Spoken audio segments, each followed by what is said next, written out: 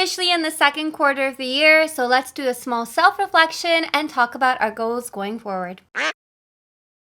Hey guys, it's Yui here. If you're new here, hello, my name is Yui, and today we're going to be talking about all things second quarter of the year. I can't believe it's already April. The more I talk to my friends, the more I realize that we all feel like time is flying by. Did you set goals at the start of the year and you're nowhere near reaching them? Or maybe you haven't even started yet. Or maybe you did and you feel like you've gone off track.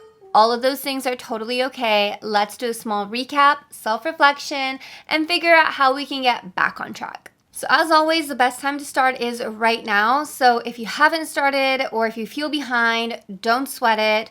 But don't be too easy on yourself either. Make sure you're pushing yourself forward. So I think the first step that we have to take is to recap on the last 3 months. So how was the first 3 months of the year for you? Did you get things done? Did you crush your goals? Or maybe not so much? I think it's important to reflect on what went well and what didn't.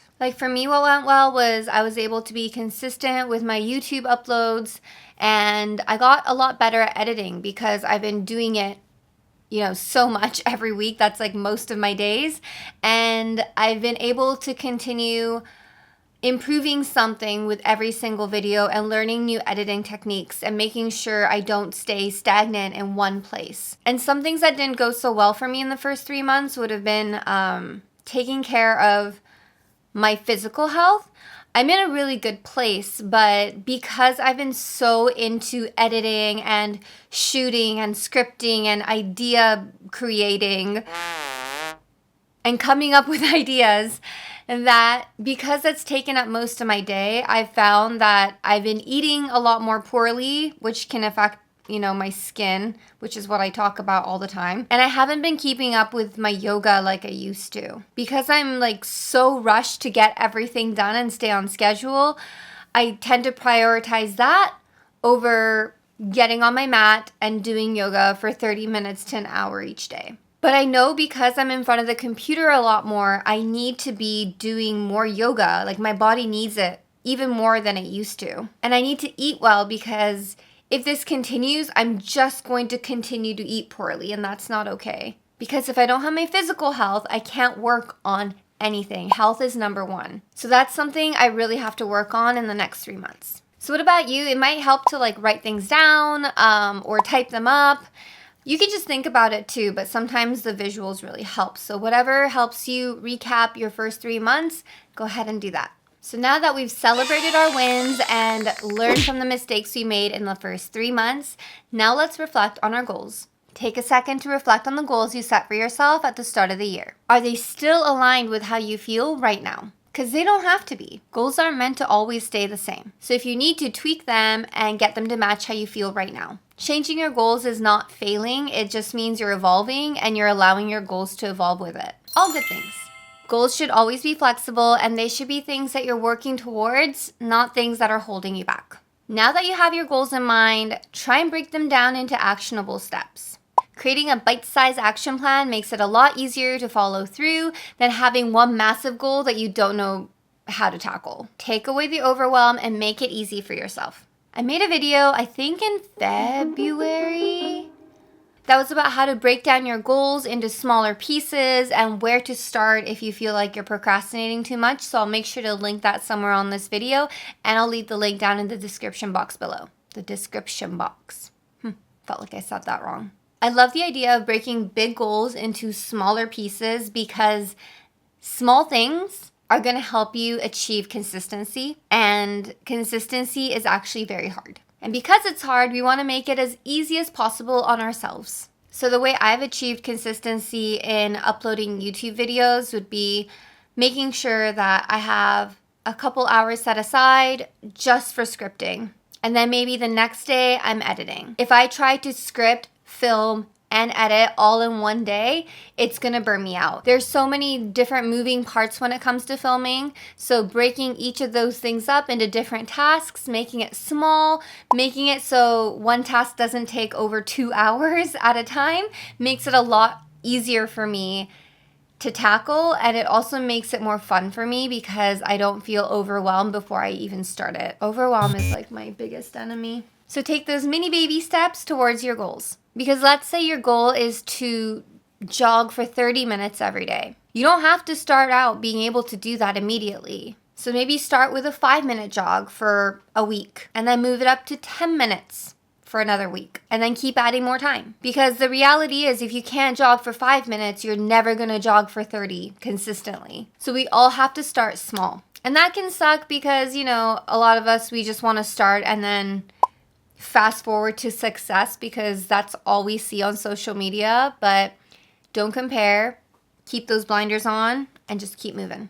So earlier I talked about how working on consistency and working on my passions has led me to kind of slip when it comes to my physical health.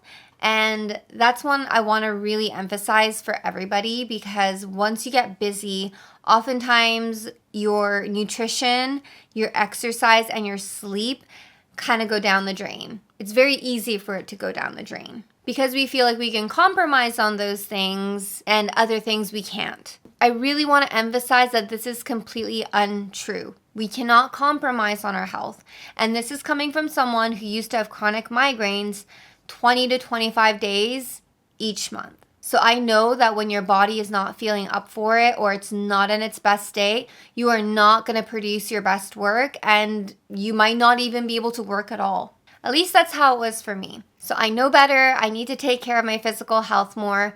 None of us can work to the best of our ability if we're burnt out. So no matter what your goals are, make sure you are prioritizing your mental and physical well-being. Take care of it, prioritize it always, and the rest will follow. So in the next 3 months, what I'm going to focus on, and I hope you will too, is celebrating your small wins. Because big wins don't happen every day, but small wins happen almost daily. So don't wait till the end of the quarter or till you hit a giant milestone to celebrate. Train yourself to find something to celebrate every single day because I promise it's there. It's just we're not looking at it as a win.